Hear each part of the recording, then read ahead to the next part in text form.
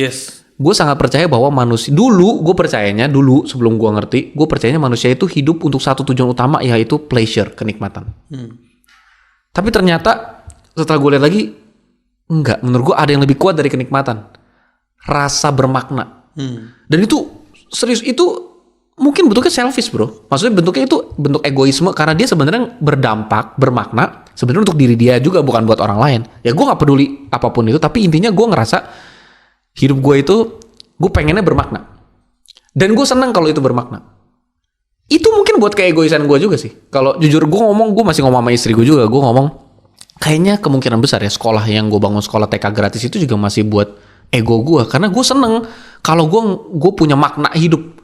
Kan seharusnya enggak dong. Harusnya kan lu bikin sesuatu itu ya untuk orang lain itu kan. Idealnya. Kalau itu suatu kebaikan. Tapi kalau gue pribadi ya, karena gue ngerasa kalau gue bikin itu, gue hidupnya bermakna.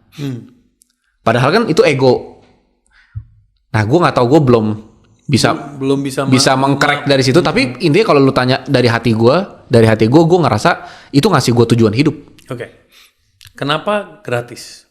Nah, kalau konteks gue adalah gue lebih bisa menerima kalau ada orang kaya yang terus hidupnya ngaco-ngaco, narkotik, free sex, rusak, jadi tolol. Ya udahlah, dia udah kaya.